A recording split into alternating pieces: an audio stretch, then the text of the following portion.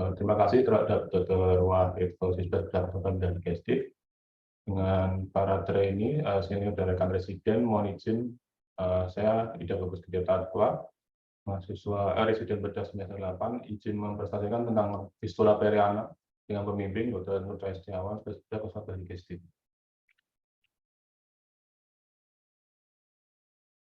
Mulai dari anatomi dari anal sendiri, di mana kejadian dari fistula perianal ini sering terjadi pada regio anal, di mana dibagi terhadap 4 kondisi, yaitu di intersphincter, transsphincter, dan ekstra hingga suprasphincter. Dari fisiologinya, di mana dari anal sendiri itu sebagai barier terhadap mikroorganisme yang berfungsi untuk menghalangi jalan keluar produksi dari kelenjar yang terjadi menyebabkan stasis dan koloni bakteri sehingga bisa terjadi infeksi, yang dimana prosesnya nantinya bila terjadi infeksi terus-menerus akan menyebabkan abses yang mencoba mencari jalan keluar sehingga terjadi jalur atau fistula di sekitaran anal kasar sendiri. Kemudian untuk fistula perianal ini adalah komunikasi abnormal di antara traktus anorektal dengan kulit perineum. Ini munculnya de novo dengan kejadian sekitar 30 hingga 50% didahului abses anorektal sehingga terjadi traktus primer dan traktus sekunder, yang mana pada sekitar 25% pasien terjadi fistula perianal. Yang dimana juga drainase abses anorektal itu ditemukan sembuh pada sekitar 50% pasien, sedangkan sisanya itu berkembang menjadi fistula perianal persisten. Untuk epidemiologi pada kasus ini, jumlah terkini kasus di dunia itu belum diketahui, dengan perkiraan kasus di Amerika Serikat sekitar 20.000 hingga 25.000 kasus per tahun, dan di Finlandia dan Eropa sekitar 5,5 kasus per 100.000 kejadian, diantaranya perempuan, serta 12,1 per 100.000 laki-laki. Jumlah ini diperkirakan lebih rendah dari jumlah kasus sebenarnya, dikarenakan rendahnya kesadaran pasien untuk mencari atau mencoba atau mengobati pada kasus tersebut. Untuk etiologinya, sekitar 90% penyebab fistula perianal ini adalah adanya gangguan pada kelenjar, yaitu kriptogranular, dan bermula dari abses perianal. Dengan penyebab lain seperti adanya trauma, penyakit Crohn, keganasan, radiasi atau infeksi yang tidak umum seperti TBC, actinomycosis, dan chlamydia juga sering ditemukan. Yang dimana fistula yang kompleks atau yang berulang atau tak kunjung sembuh itu perlu dicurigai diakibatkan dari penyebab di atas. Untuk patofisiologinya ini multikausal, dengan biasanya dikarenakan adanya obstruksi kelenjar kriptogranular tadi yang bisa menyebabkan abses anorektal, kemudian terjadinya adanya pada daerah lama avaskuler yang areolar yang membagi kedua sphincter anal menjadi infiltrasi dan terbentuk fistula. Untuk evaluasi fistula perianal sendiri dari anamnesis, ini biasanya pasien mengeluhkan adanya keluhan cairan yang keluar terus-menerus dari pembukaan atau opening dari sphincter di internal dan atau eksternal. Dengan pemeriksaan fisik yang dilakukan saat kita rectal pulse, terdapat saluran yang mengeras. Kemudian meskipun pintu keluarnya saluran seringkali mudah diidentifikasi, identifikasi untuk pintu bagian dalam kemungkinan lebih sulit. Dengan menggunakan Fussell Rule itu menentukan lokasi pintu bagian dalam. Ini untuk Gostall sendiri, misal ditarik garis A yang transfer anal line, yang dimana yang di anterior dari garis tersebut itu sering tracknya lurus, sedangkan yang di belakang itu membentuk kurvatura. Untuk evaluasi sendiri, secara umum fistula ini dengan sebuah bukaan eksternal yang lebih anterior itu terhubung ke bukaan internal dengan traktus radial yang pendek. Yang dimana fistula dengan bukaan eksternal yang lebih posterior akan terhubung dengan bentuk kurvatura tadi. Akan tetapi pengecualian untuk aturan ini seringkali terjadi jika bukaan eksternal itu lebih besar, ukurannya dari 3 cm dari tepian anal. Untuk kategori fistula sendiri, ini berdasarkan hubungan dengan kompleks sphincter ani dibagi menjadi 4. Yang pertama adalah fistula intersphincter, yang mana ini melalui sphincter internal distal dan spasium intersphincter ke bukaan dekat tepi anal. Dari gambar 2 ini. Kemudian yang berikutnya fistula transsphincter, ini dihasilkan dari abses ischiorektal dan berlanjut melalui back sphincter internal dan eksternal. Kemudian fistula suprasphincter ini berasal dari planum intersphincter Ini dari saluran yang meliputi seluruh sphincter eksternal, dan yang terakhir yang fistula ekstra sphincter ini berasal dari dinding rektum dan berjalan di sekitar kedua sphincter. Ini ke arah luar secara lateral, biasanya melewati fossa ischiatum. Jadi yang ini ini yang intersphincter, ini yang transsphincter, kemudian ini suprasphincter, dan yang ini extrasphincter yang gambar D. Ini sisi kiri gambar bawah yang berwarna biru tuh untuk tracknya, kemudian yang gambar putih untuk tindakan untuk koreksi fistulnya.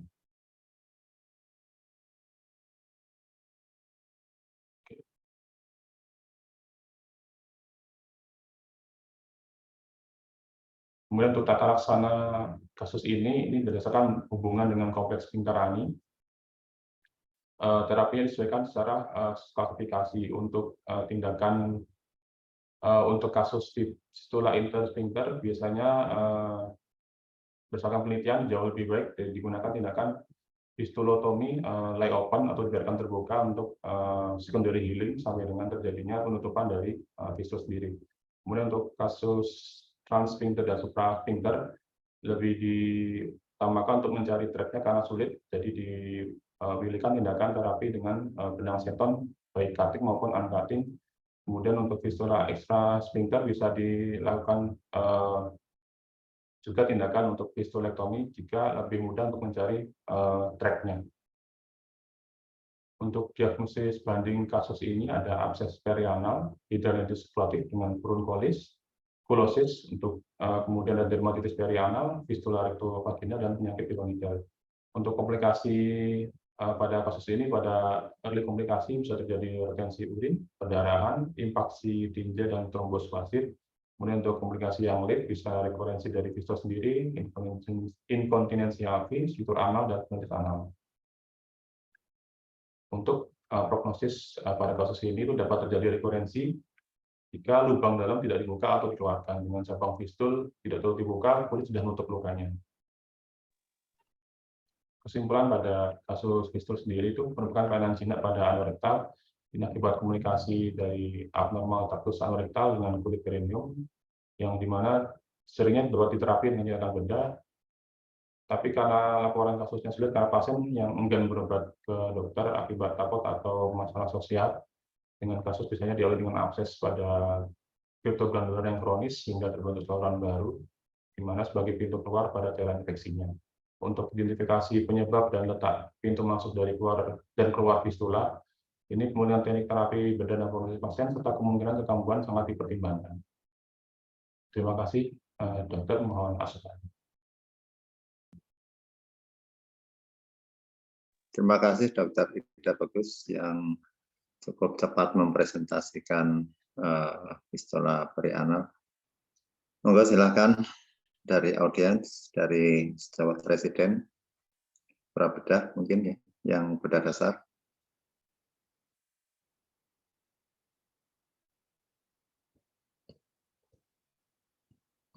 Ada komentar dari bedah dasar? Bedah lanjut mungkin?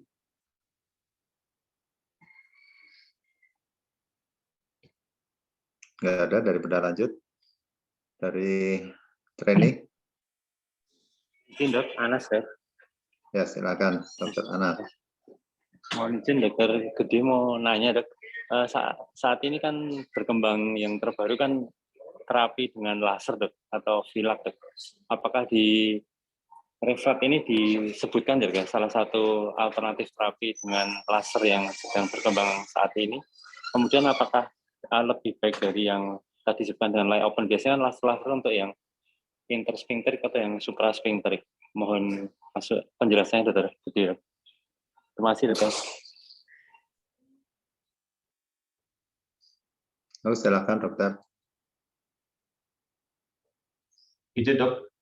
Ya. Baik, dok, untuk penjelasan dia dok, untuk tindakan terapi dengan vila atau laser sendiri, ini di mana dari jurnal yang saya baca untuk angka kekambuhannya untuk vila memang masih belum cukup banyak diteliti dokter, cuman memang untuk kepuasan pasien pada kasus intersphincter dan suprasphincter untuk pemilihan fistulotomi lay open maupun vila masih sama dokter. Jadi ini tergantung dari fasilitas yang ada, Dokter. Jika memang dimungkinkan untuk tindakan fila pada kasus fistula yang simpel, yang intersphincter maupun yang supra itu boleh dikerjakan. Sedangkan jika tidak ada, lebih diutamakan yang fistulotomi open. Izin, Dok. Ya. Saya kira begitu ya. Nanti ada tanggapan dari Dokter Ana? Kembali nanya satu lagi, Dok, izin ya, Dok.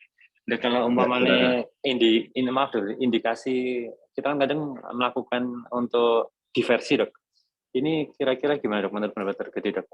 Untuk diversi dari maunya dibikinkan stoma dulu untuk selama bawah belum sembuh gitu, Dok. Iya, Dok. Saya Dok, izin, Dok. Memang ada beberapa kasus seperti fistula perianal yang kompleks, yang dimana ada masalah sistemik maupun kemungkinan adanya infeksi atau peradangan menyeluruh dari kolorektal.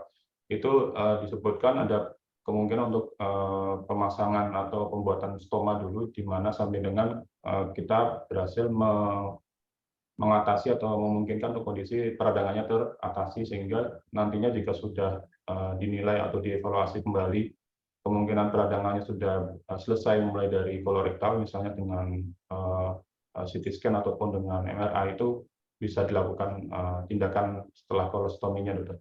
Izin, Dokter. Ya, ya, jadi memang beberapa membutuhkan tindakan diversi, terutama untuk yang kondisinya kompleks, infeksinya sangat berat, sehingga untuk memudahkan perawatan fistel dan mungkin ada beberapa masih dengan abses, diperlukan tindakan diversi.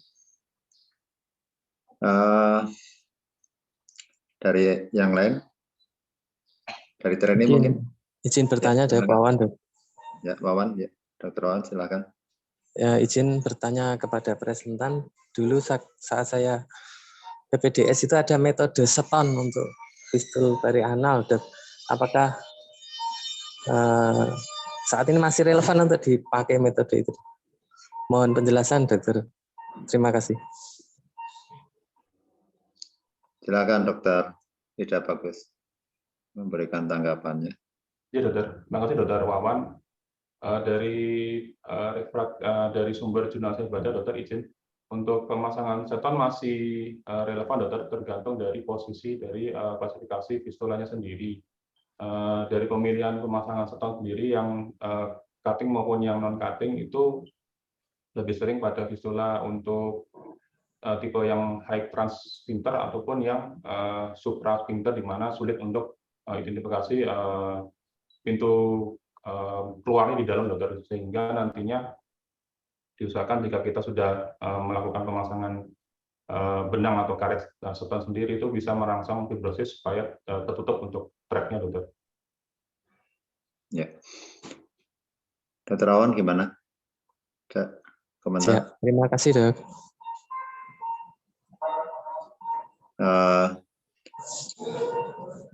Jadi pemasangan seton itu kan untuk satu, untuk drainase, yang kedua dia pelan-pelan untuk memutus dari tracknya. Ada kesulitannya kadang kita setelah beberapa waktu tidak bisa mengencangkan kembali benangnya. Jadi pada suatu saat benangnya akan terkunci, kita tidak bisa mengendorkan ataupun mengencangkan kembali. Nah, itu yang menjadi problem dari pemasangan stone biasanya. Mungkin Dokter Agus punya banyak, setahu saya punya banyak pengalaman dengan pemasangan stone. Mungkin Dokter Agus bisa komentar. Iya, betul. Jadi pada fistula perianal itu kita harus tahu anatomi daripada fistel itu, nomor satu. Kemudian yang kedua, juga apakah nanti fistel itu akan mempengaruhi fisiologinya. daripada terutama adalah sphincternya. Jadi kalau dia itu nanti berpengaruh terhadap kemungkinan kontinensialnya, itu ya harus hati-hati. Baik kita menggunakan yang mungkin paling baru laser atau mungkin yang lay open ataupun mungkin yang seton, itu harus dipertimbangkan ya. Sebenarnya kalau yang pendek-pendek yang straight itu hanya berjarak kira-kira 2 cm dari tepi outlet ke inletnya. Itu mungkin bisa langsung di lay open. Namun pada yang intersphincteric dan tinggi, nah itu hati-hati, maka ada kemungkinan dilakukan diversi. Apalagi kalau terjadi multiple outlet, nah itu sudah sangat menggelisahkan pasien. Kalau multiple outlet itu ya harus dilacak, yang satunya itu sumber utamanya itu di mana yang menyebabkan dia itu mengalami fistula itu.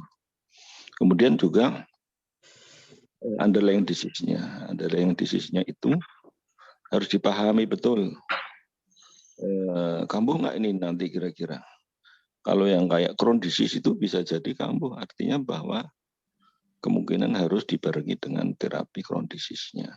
Atau mungkin TBC-nya, atau kadang ada tumor, ya, dan seterusnya.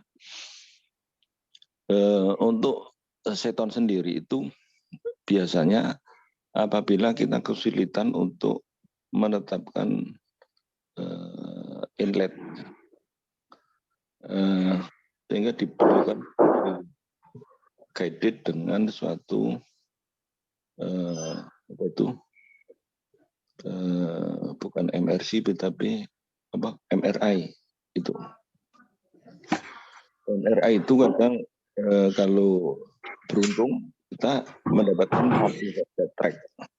Nah, ketika satu track itu bisa dilacak, namun tinggi, kita akan melakukan mungkin apa itu namanya rectal tuse, dan mungkin kita akan mendapatkan indurasi di outletnya itu. Nah, jadi bayangan Anda ketika kamu mau melakukan seton, ya, itu ditelusuri, dimasuki methylene blue, kemudian disonde, kemudian dengan satu jari di rektum. Nah, kemudian di tempat endurasi itulah seharusnya si siapa itu sondenya itu keluar itu. Namun kadang yang namanya suatu inlet itu kecil sekali, sehingga yang ketemu endurasi mau ditembuskan nggak nebus-nebus. Ya kan masalahnya di situ. Nah, terus kemudian tekniknya adalah kalau saya lakukan itu dilakukan suatu mungkin ditembuskan di atasnya, di kranialnya yang indurasi itu. Kalau di tempat indurasi itu nggak bisa. Selanjutnya adalah kita masukkan setelah itu benangnya. Benang dimasukkan, nanti Anda bisa membayangkan bahwa si rektum itu akan robek dari yang tinggi itu sampai ke bawah. Itu yang Anda perlu perhatikan itu. Jadi itu nanti akan robek itu, mukosanya itu. Mukosanya itu akan robek dari atas sampai ke bawah, sampai maksimal Anda bisa melakukan ligasi. Itu jadi saya sudah menyadari itu ketika melakukan itu betul-betul robek anunya itu, si mukosanya itu. Sampai ke bawah itu, jadi robeknya berarti lebar sekali. Ada luka yang bisa jadi itu akan mungkin setengah lingkaran daripada rektum itu tarik ke bawah itu. Yang penting kan tadi dikatakan bahwa operasi dari fistula itu adalah drainase. Pada waktu di seton itu drainasenya jadi bagus sekali. Walaupun itu robek gitu. Tapi nanti kan itu luka kita kasih antibiotik, antiinflamasi, kemudian washing, kemudian perawatan luka.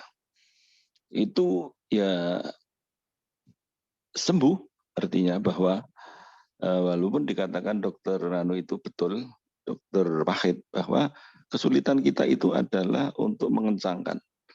Kalau tiap kali dikencangkan itu bisa, tapi harus diuka berarti harus operasi 2 kali kan gitu.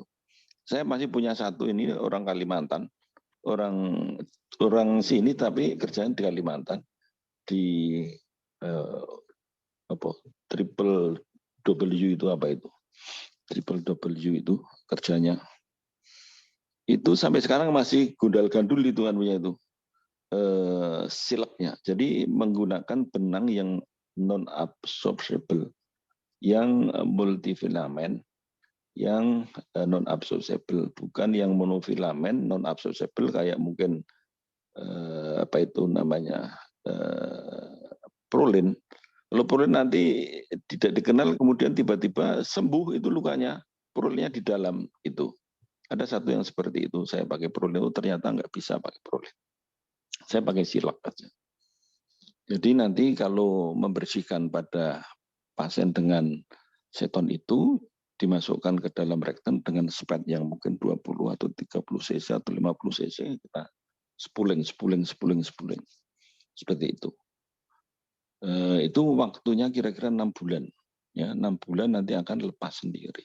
Gitu. Kalau tidak lepas, pasiennya tidak sabar, itu nanti dipotong setelah mungkin kurang dari setengah senti. Jaringan yang terikat oleh si silk itu. Kalau masih 1 senti nanti inkontinensi alvi itu. Biasanya seperti itu kalau intrasphincteric. Yang lain mungkin tekniknya mungkin biasa aja lay open, kemudian kalau yang yang tadi laser itu kan harus tahu ujungnya ya. Jadi laser itu memotong dari ujung. Dan ketika sudah dipotong, itu mungkin pikiran saya belum pernah mengerjakan, tapi saya pernah melihat alat yang laser untuk memotong itu nanti ujung inletnya itu kan itu berlubang. Sebaiknya itu dijahit ya. Dijahit dengan benang yang kecil yang mungkin bisa menutup rapat inlet itu.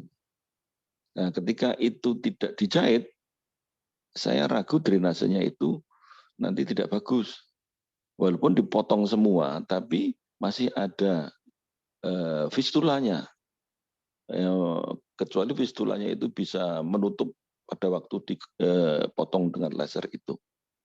Tapi saya tidak yakin itu bisa menutup pada jaringan epitelisasi yang sudah terjadi pada fistula itu. Jadi itu pengalaman saya. Anda silahkan memilih, tapi jangan keliru ya. Jangan keliru. Kalau keliru itu pasti kambuh nanti, pasti kambuh ya. Yang menyebabkan orang bosan mengerjakan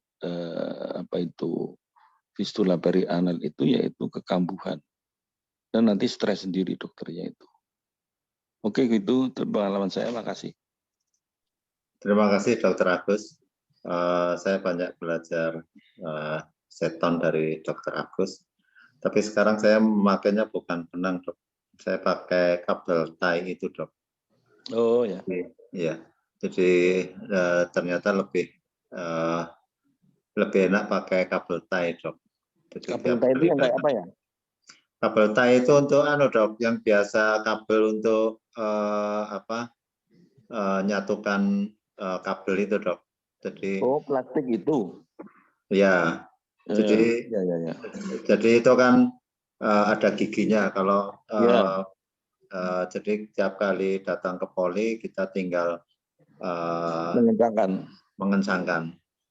Tapi ada nggak yang kecil seukuran benang gitu ya? Lebih besar, Dok, tapi ada yang kecil, Dok. Itu harus yang kecil ya?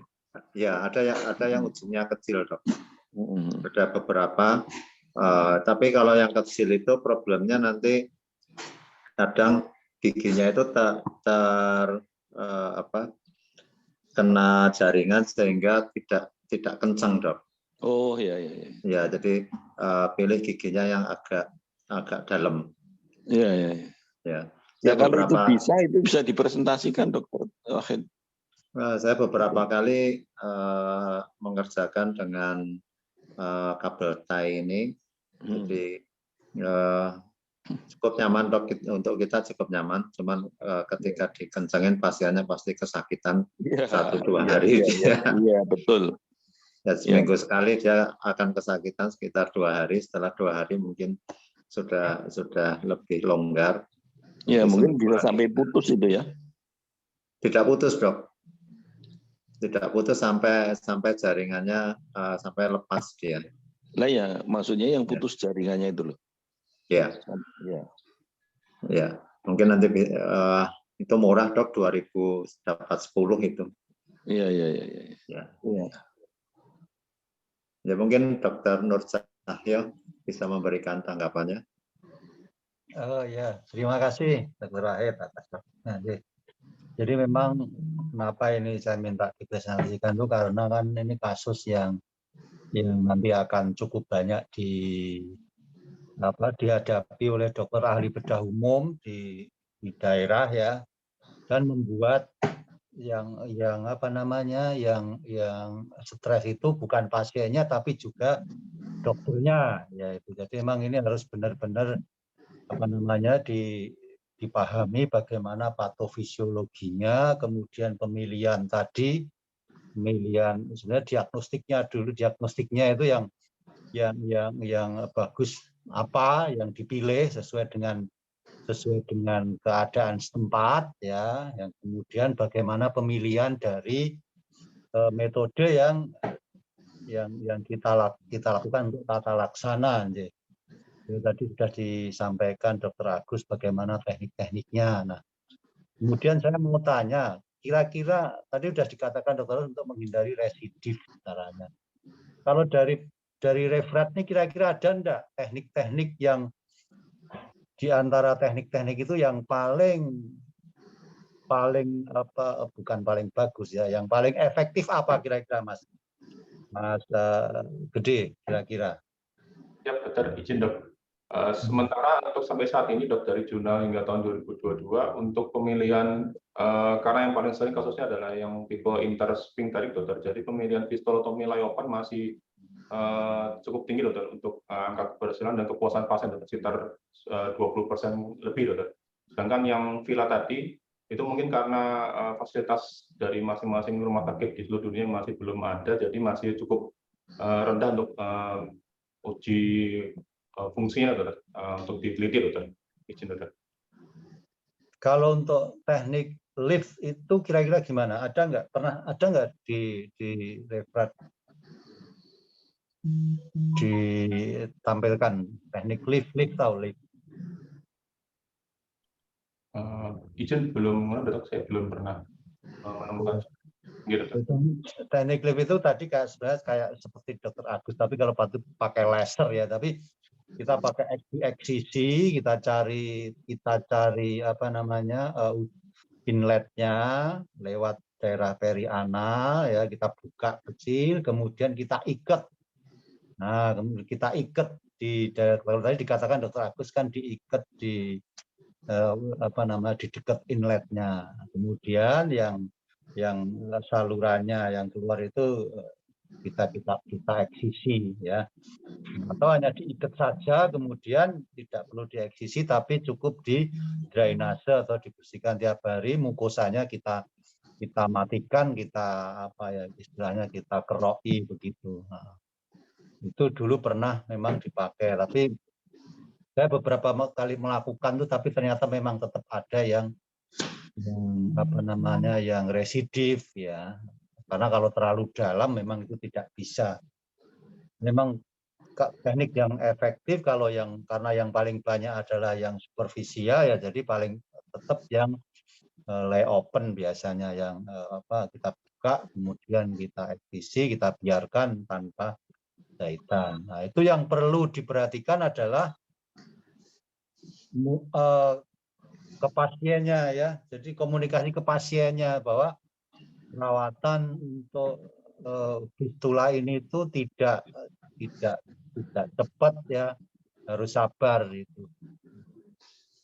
Saya kira itu Dokter Wahid ya. Jadi ini kasus cukup banyak ya. Yakin Dokter Wahid juga kasusnya cukup banyak juga kalau tadi pakai teknik dengan kabel ties itu bisa juga. Memang harus diperhatikan juga nanti apakah pasien itu ada reaksi alergi terhadap itu ya. Tapi mungkin hanya orang-orang tertentu saja ini. Saya kira itu. Terima kasih Dokter Wahid. Terima kasih Dr. Nur Cahyo. Jadi kesimpulannya tadi ya seperti yang di slide yang terakhir sudah disampaikan bahwa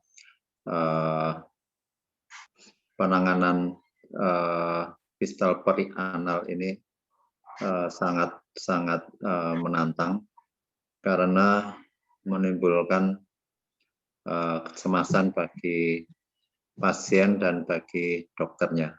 Jadi ada yang sampai mengatakan kasus seperti ini nanti yang bosan dokternya atau pasiennya karena tidak sembuh-sembuh dan dokternya juga stres juga. Makanya dalam tindakan operasinya harus dipastikan semua tracknya terbuka.